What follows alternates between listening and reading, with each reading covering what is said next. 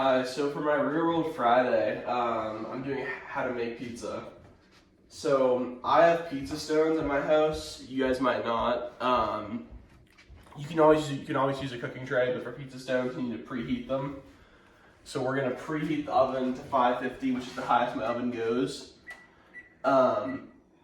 You want it as hot as possible so they cook as fast as possible, with no sticking. So we're gonna put the pizza stones in the oven while it's preheating.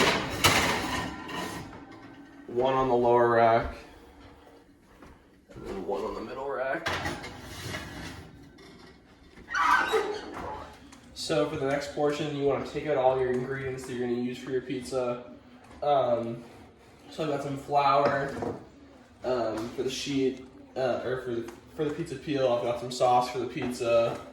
I've got different dough here, mozzarella, pepperoni, which we're not going to use for the first one, but some garlic, more sauce, some basil, some olive oil, and some Himalayan salt. For this section, let's take out pizza dough. First thing you want to do is flour your surface. So I'm going to flour the peel.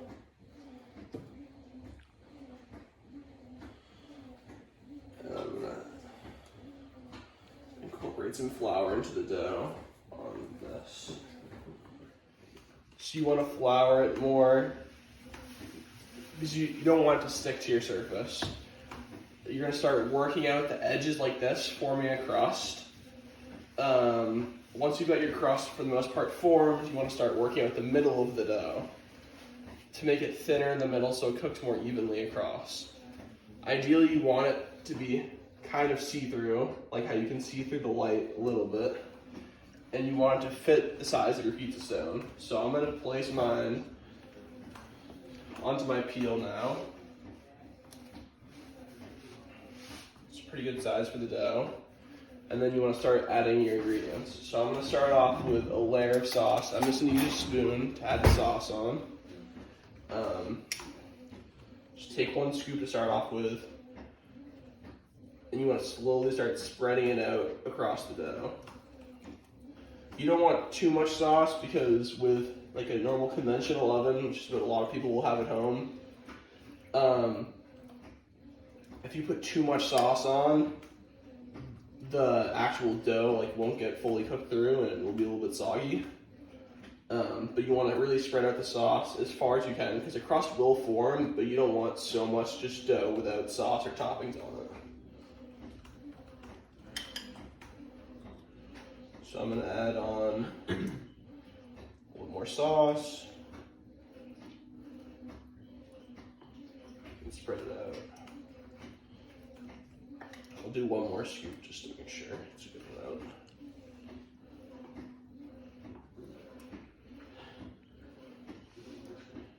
Okay. So once you have on the amount of sauce to your liking, then you can start adding the cheese on. So I'm using some mozzarella that we got at the grocery store. Instead of grating it, a good option, and what a lot of places do, is they actually just pull apart each little piece and you put it on in different areas.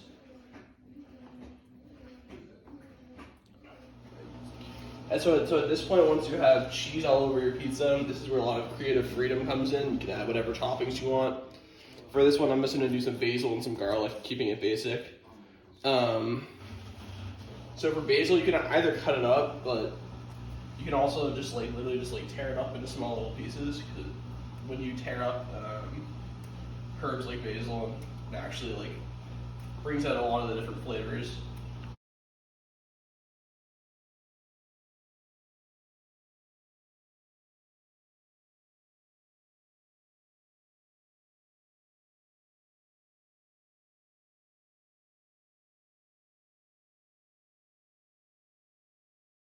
I'm just using a little bit of canned minced garlic. You can get fresh garlic and dice it, but this does the job just as well.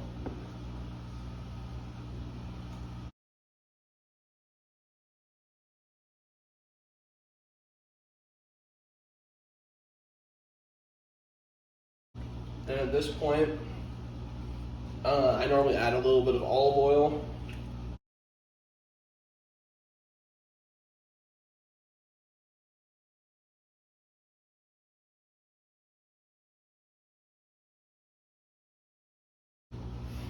And then I normally add a little bit of salt at the end.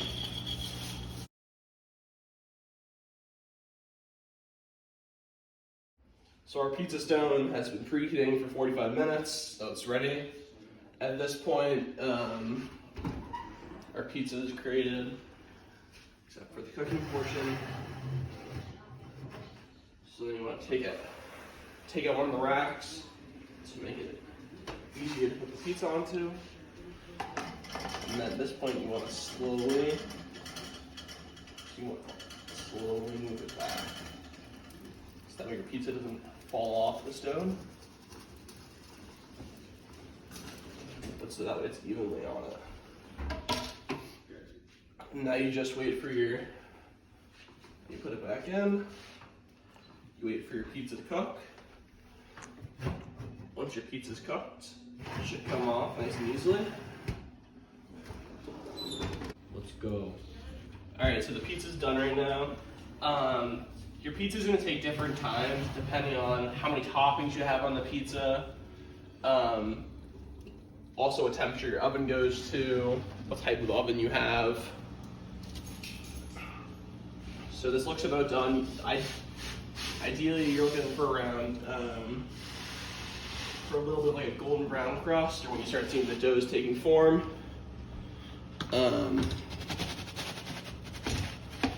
It should slide off if you floured it well enough.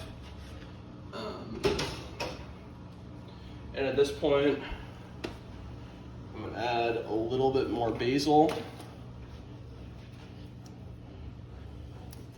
Just a little bit more, not too much because there's already some on it. And a little bit of salt.